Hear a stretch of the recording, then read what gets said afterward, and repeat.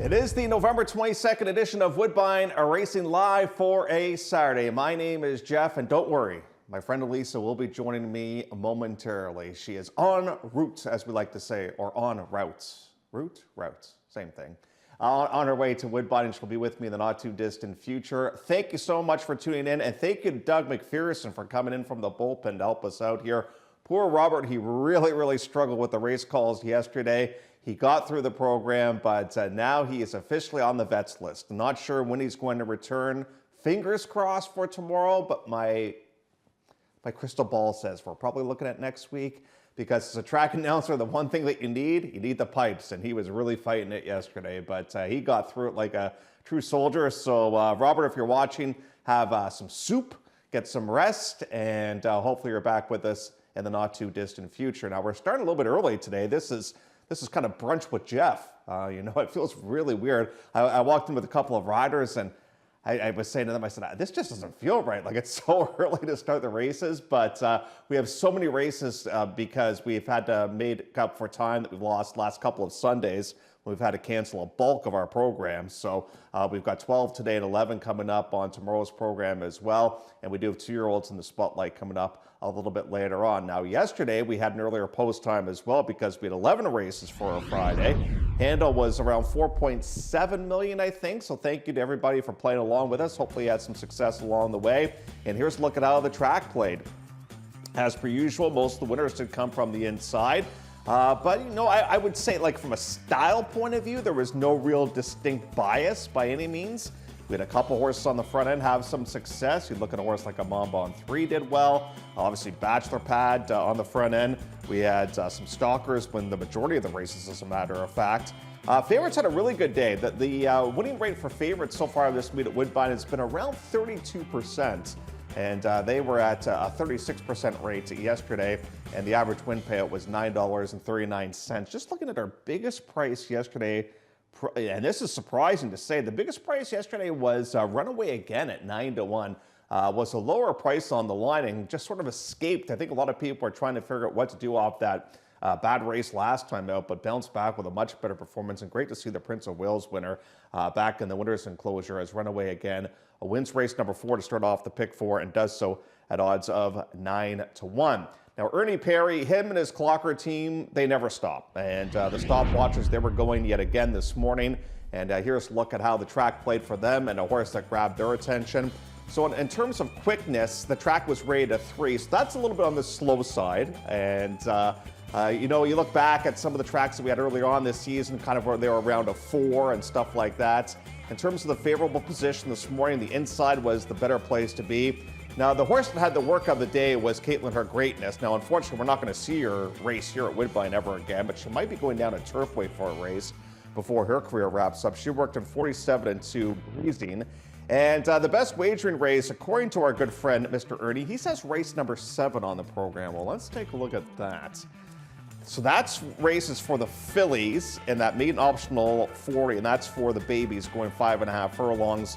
The purse is $65,700. And that's a look at the report from the one, the only Ernie Perry. He does have a clock horse for us coming up a little bit later on the program. Now, Lisa, she sent in the replays for today. She built the show for today, but I'm going to do my best to help you out early. She has arrived, folks. No need to panic. I can tell you she has arrived, and she'll be with us here momentarily. But I'll take you through the first couple of items on our watch list board as the teletimer is at 2 minutes and 30 seconds. And we're going to focus in on race number 3 on the program. That'll be the first of them when we take a glance at in here. Going 7/8. I think this is our first claiming race for the babies for winners this season. $25,000 will be the price tag in here for the claiming price. Hold on one second.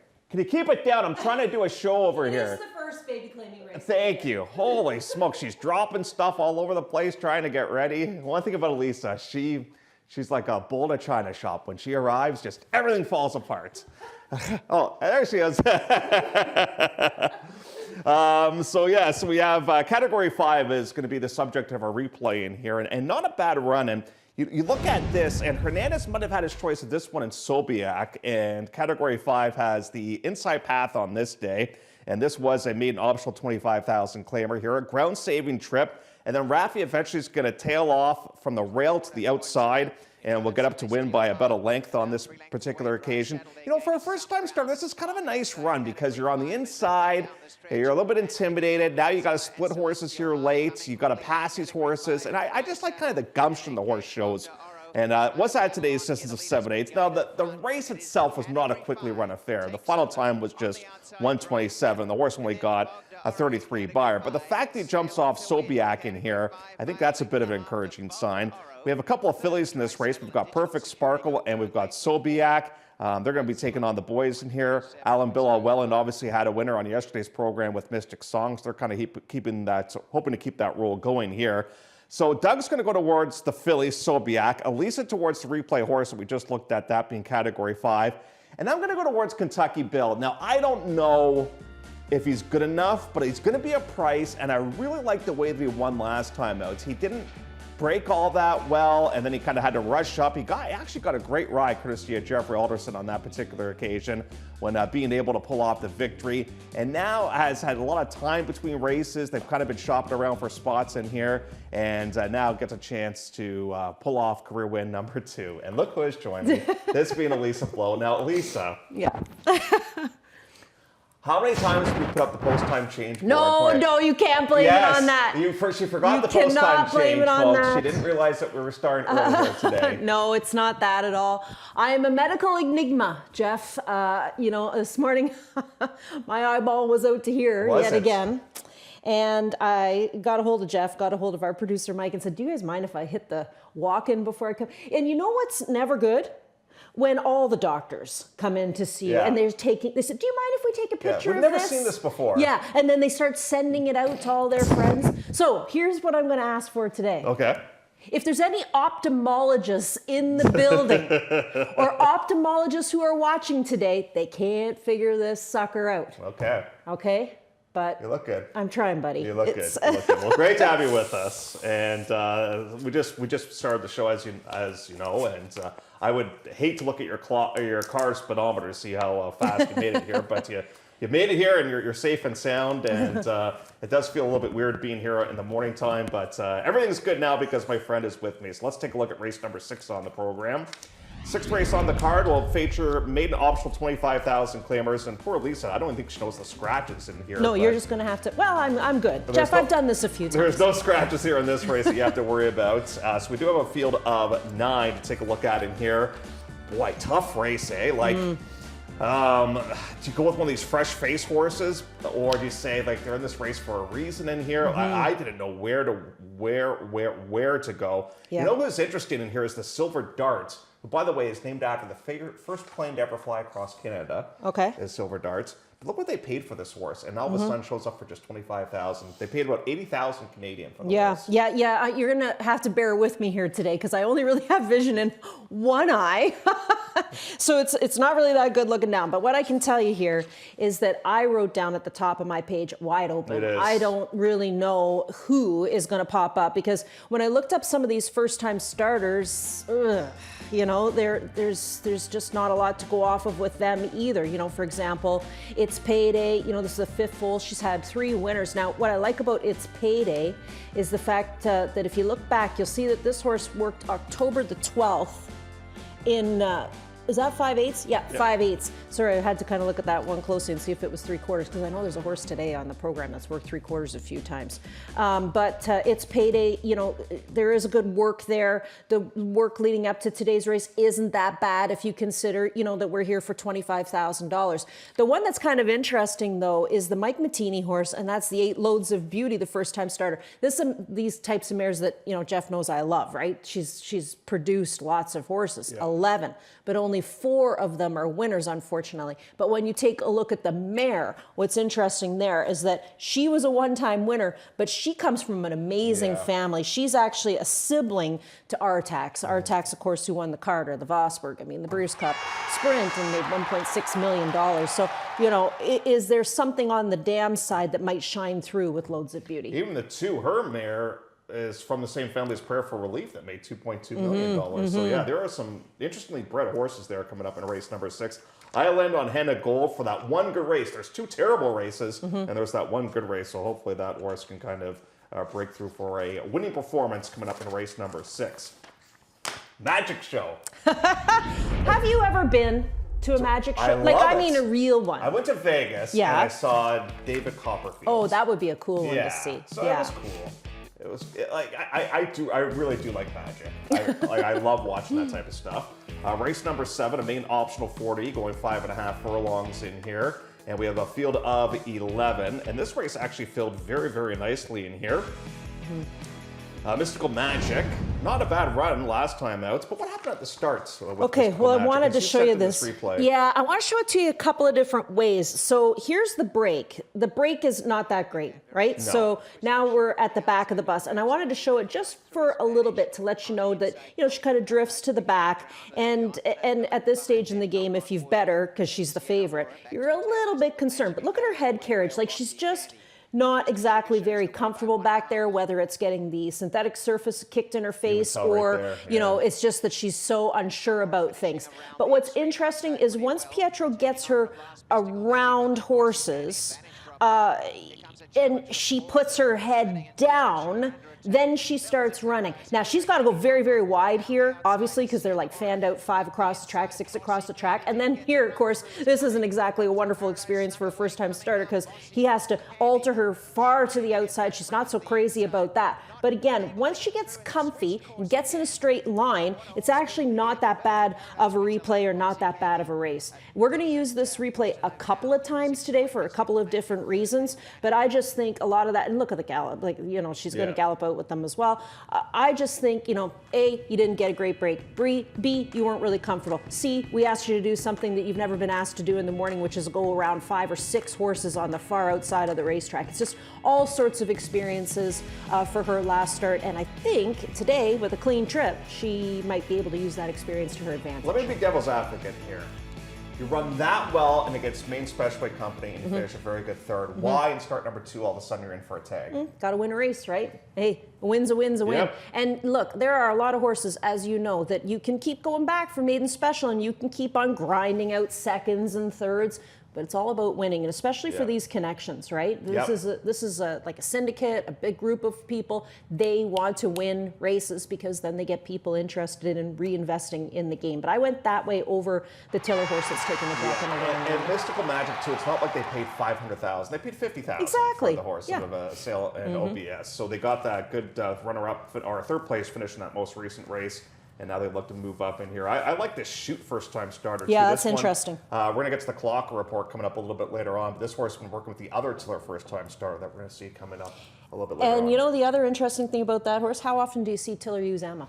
Well, there's a lot of jockey stuff going on today with no Pietro here. You have a lot of moving parts in here. Race number 7 will wrap up the early pick 4. Our next topic in here is the late pick 5, which will start on our marathon program in race number 8.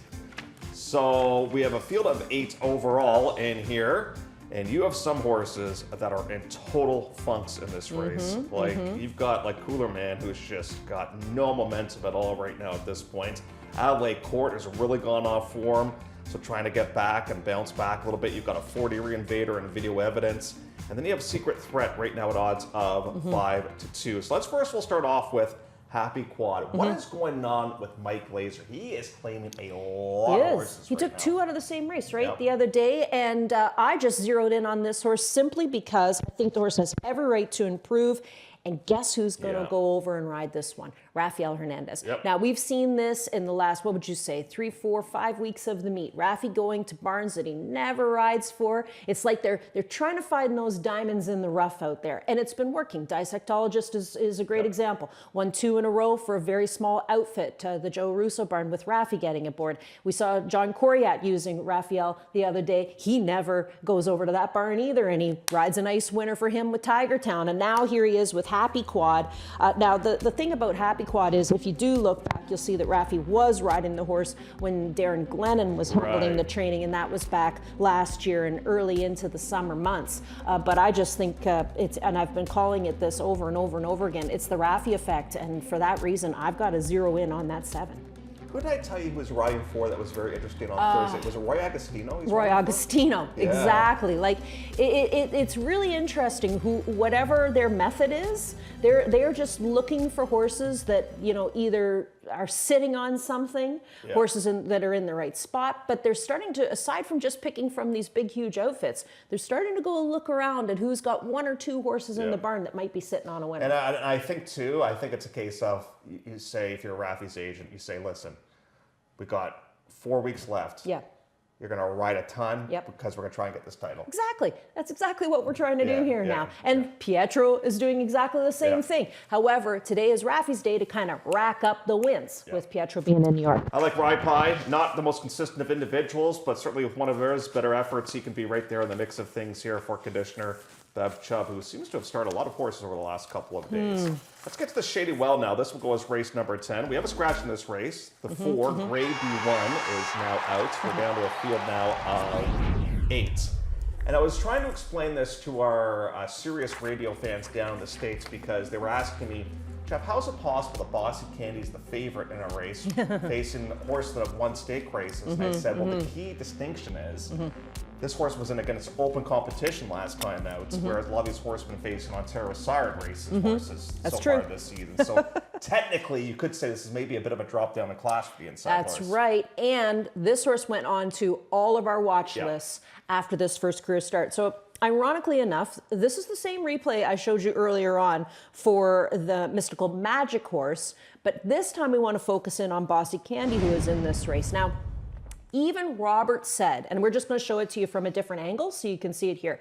Even Robert said, like many times, what a trip, put him on your list for next start out. I mean, this horse, there just isn't really a lot of room for him, and he gets shut off, we could say, by the, and not shut off, because he doesn't really have to come down to a walk. He just has to alter course, and then by then it's a bit too late. And if you watch the gallop out on that, the 2 is up on top. So if, the momentum didn't get stopped, then I think Bossy Candy was the winner that day as opposed to Bells of Paradise. But the horse went on my horse to watch list that day. I know it went on Robert's, probably went on yours too. I wrote it in the duotang, and here it is today in a stakes event, the Shady Well. So I went 1-5. I think Sipping History for James Begg is maybe... look, he's got 2 nice horses in this race, Pageant Queen and Sipping History, but I kind of am leaning towards the Sipping History horse a little bit, and then Splash of Bourbon, because the barn has been very, very good. And you have Zarbata, who's coming off a big stakes win last time. And she do it again. That's just it. And that was a quick turnaround. It was 9 days back. That's a lot for a 2-year-old. It was maybe a bit of a surprise for many of us as well. The other horse that I wouldn't mind seeing bounce back with a better effort here is Mathematical for Dave Cody. If you look at that work before the Glorious Song, October 5th, I wrote down, first of all, oopsie, like that was a bit too quick. Tyler Gaskin gave me that one. It's called an oopsie. Yeah, when you go a little bit too fast. And I think that took the zip out of Mathematical for the Glorious Song. Plus, add to the fact the horse got bumped around and stumbled in the race too, but has come back to work, and and the workouts are not 57 and 2. So I went, like you said here, 1, 5, 3, and then I included the 9 Zabarta, but the 8 is a horse that at a price, I think Dave Cody is kind of high on. What did we do with Super Diva, a horse that did not have a great run last time out? So we thought we'd do some investigating and try to figure out exactly what took place. So we caught up with conditioner Steve Turkop to say, does this horse have a legit excuse in that most recent race? Of both. She had a bit of a reaction to Lasix after the race, which definitely hindered her performance. On top of that, she was bumped around, and she's a pretty small horse. So, not to make excuse after excuse, but the Lasix definitely was an issue, and we're going to remove her from Lasix and hope that solves her issues. It's tough to say, she was running on the lead and running in fast time. So the distance is now cutting back to 6 furlongs, which is going to be a little bit more beneficial for her to go faster early and carry her speed. So we're going to go back with the game plan that's worked for her, and she's going to be on the lead regardless if there's any speed or not, and if not, then she's going to be pushing for the lead. So This is the last race for her, and like I said, she's overexceeded anything that we've expected. She's got nothing to prove, but we're gonna go out with the way she wants to run. So we should explain to everybody. So she had a case, what's it's called the thumps. So what I was taught, and you can tell me if I'm wrong, please do if I am, but I've been taught that's something like the hiccups for horses. Yep. And you can tell right away when you're walking them, when Yes, you're you can cooling them hear out. them. You can Yeah. totally hear it. Yeah. So, you can treat that, but obviously they wanted to take the horse off Lasix because that might be the best medicine to come off Right. of the Lasix program, which is, anybody, look, lots of people don't want to race 2-year-olds with Lasix. So we'll see what that does to her here today. And I would imagine just after Chirkop said that, there's going to be a lot of vans pulling in tomorrow because for a lot of these babies that are competing today, this is it. Like they're not going to bring these horses back on 7 days rest and run them again. I mean, I think for a lot of them, they've had busy campaigns and they deserve the winter off. Yeah, and Steve's hit the nail on the head to this. She's done Everything. nothing but good things for this Yep. connection. So it's absolutely gravy what she's able to do here in this spot. Let's get to race number 11 on the program. And this is a sprint anometers of one other than. We're going to go for a purse of $114,600. I just find that nothing's gone right for Sinclarity this year. It's been bad trips. We're just running into monsters in terms of horses. And I'm kind of interested to see how Emma gets along with this horse today. That's what I was thinking. Like, first of all, we saw Emma get her first win back yesterday, and she's been riding the hair off of horses because she wants to win races. I think she's going to ride the hair off Sinclarity, and they might just be a perfect fit. We don't see Emma ride too much for Kevin Attard, but I'm kind of hoping that this is a really good team, the two of them together. Now, there's a few others in here that are interesting as well. I like Forster's Exact, I always do. Yep. And his or her sibling won on yesterday's program, half, of course. Bachelor Pad. But that being Bachelor Pad. Like this mare, she does this crazy Exec, she does nothing but produce runners. But Moonlight Promises is interesting too, coming in off of a maiden special score. I know it was on the grass, but I think she could come back with a good one here today too. Zarabella is a horse who comes in off of a maiden score as well. She could race good here today. It's just, and look at this, like even saying what we've said about Sinclarity, that it's maybe been a frustrating campaign. We're all going to hop aboard the Sinclarity train. Yeah, I just think she's right spot, and she's run very well this season. She's got a couple of wins, and she's been unlucky not to have more of them.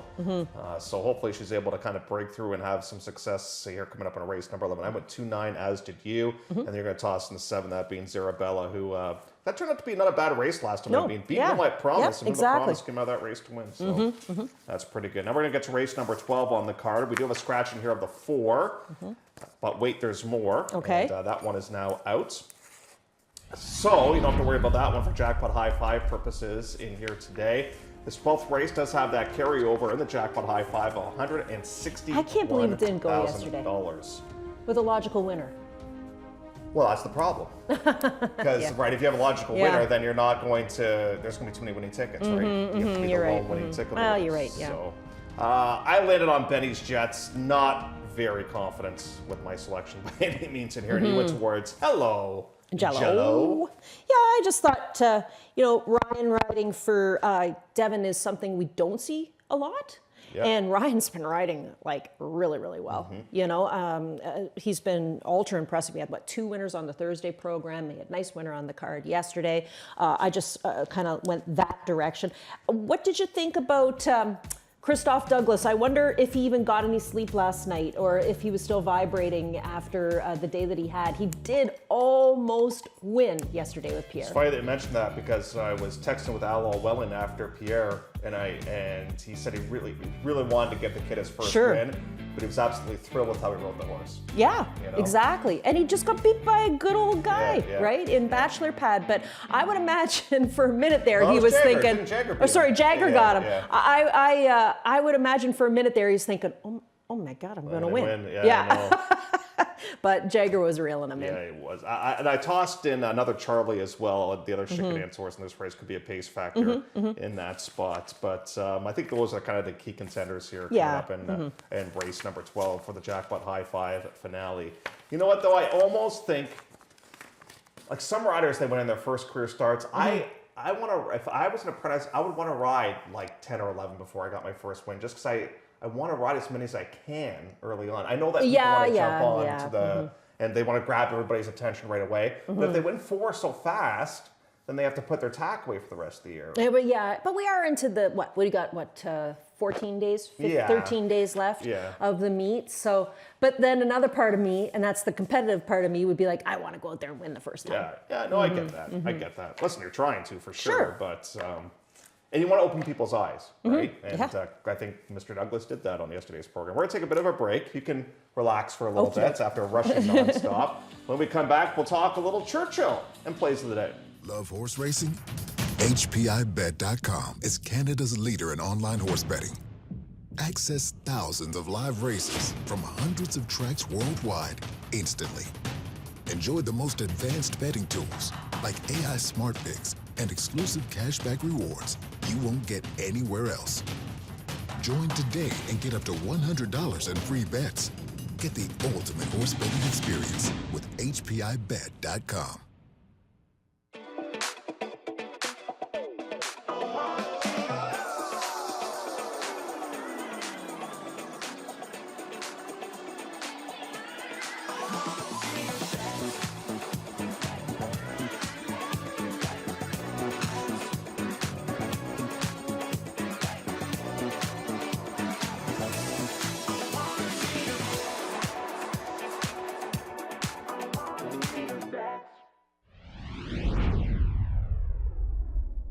Down the lane, Man City got away by 2 lengths to Dark Screen, trying to fight back. Call Me Sue down the outside, running on. Man City in front, Awesome Beat from a long way back finishing. Man City out by 3 lengths. Now Call Me Sue gathering some ground. Man City by 2 to Call Me Sue finishing on really well. Call Me Sue trying, but Man City goes on to win by 1.5 lengths. Call Me Sue second, Awesome Beat third. And behind them was Patriotic War from Dark Screen and French Horn at the back. Well, this year's Clarendon potentially give you the King's Plate winner for next season. It did last year, as Mancetti was able to pull off the victory. This horse last year, I would have said no shot would be able to go around 2 times. I don't think Kevin would. He might have totally agreed with you too. Shots. Yeah, because I remember when he won the first stake this spring, and Kevin was like, if you would have told me that this horse, that sort of thing. I mean, he really outdid himself this year. So Reload Rally is the guys that used to date I love in it. high school. The dumb jocks. That's right. As Ryan Munger called right. them, not Elisa. That was like my favorite quote of the year. But as he said, that dumb jock's getting a little bit smarter. Yeah, exactly. Joseph's got a very good 1-2 punch on Mr. Blue and Big Time Boss. Yeah, I have to admit, when Big Time Boss and Mr. Blue came over, I was drooling outside. Yeah. I absolutely loved both of them, but the horse that really caught my eye was Mr. Blue. Yeah. And I thought, I'm going to take Mr. Blue tomorrow. I Did you? the same thing. Yep. You're kidding. I went with Mr. Blue as well. I'm going to show that replay too. I still think he's learning. I just don't think he's there yet, but I'm hoping he's going to be. Oh, coming up visually, on he tomorrow's is program. just so unbelievable to look at, and I'm quite excited to see him, and I'm hoping we'll get a little bit of a price on him tomorrow too. I think he's a clocker horse though tomorrow. Is that he? Might kill our chances Yeah, a little bit there, yeah. Well, they might go back to Minchell's horse Reload Rally. They might go back to the other Josie Carroll horse. In fact, I think I passed them along as plays of the day, but to play them as an exacta box. in there. Yeah, that's not a bad idea. So let's look at the Clarendon Stakes. We have plays of the day. We're going to talk obviously about the fact that Mancetti is going to be going in the starting gate. We want to wish him the best of luck coming up in the Commonwealth. Their turf course amazingly is listed as firm. Which I can't believe that. Yeah. But maybe they'll downgrade it. We'll see. But here's a look at your plays of the day. I guess the Unwellings went to Churchill with their Downing Quicker They're Picker-uppers. Yeah. I think the key on today's program in race number 4 is Echo with Laughter. I'm really excited to see Minimum 40. I was excited to see this horse before when he was entered, but I think he was like either on the Alsos or he was too far MTO. out. Yeah, exactly. Happy Quad off the claim. I think he can win with the Raffi Effect, and Bossy Candy made my horse to watch list and is back to compete in a stake today. Do you know when we had Breeders' Cup here, we had helicopters fly over the course to dry it out? I can believe that. Yeah. Didn't they also paint the grass green? No, the harness track was painted green. Ah, that's right. Yeah, that's harness right. track, for TV purposes. My price play is going to be Kentucky Bill. I'm with you on Echo with Laughter. We've got 3 of the 4 the same. That's today, right? Today? Yeah. Yeah. Echo with Laughter, Minimum 40, and Boss Candy. Yeah. Yeah. See, it says Saturday, November 22nd. That's today, dude. That's today. Yeah.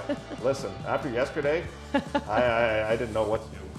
my window. Who's calling me right now? You know what I'd like I'm to... getting a spam call from Vaughan, Ontario. You should just Love answer those. it. Yeah. I'm on I the like that they show. tell you that it's spam though now. Spam. You know what? I really sincerely hope Robert's done the same thing as me this morning and headed out to a local walk-in and got a little help, because he probably needs to be on some antibiotics as well. Yeah, he was fighting it yesterday. So we just Yeah. saw the plays of the day, and now we're going to get to our clock or horse. We're going to speak about minimum 40, who's half to maximum 50. I love it. I mean, that's just the greatest ever.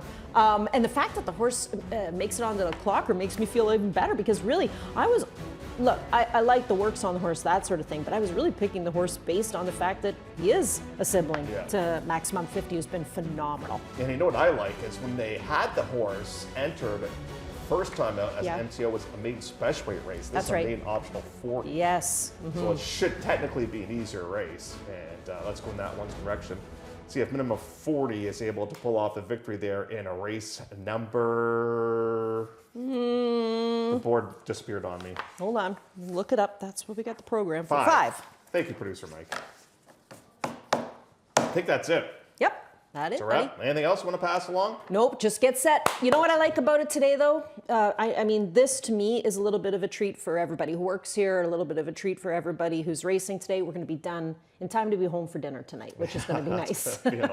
Yeah, the old microwave reheat button. So Yeah. Last night, guess what I had? Craft dinner? You betcha.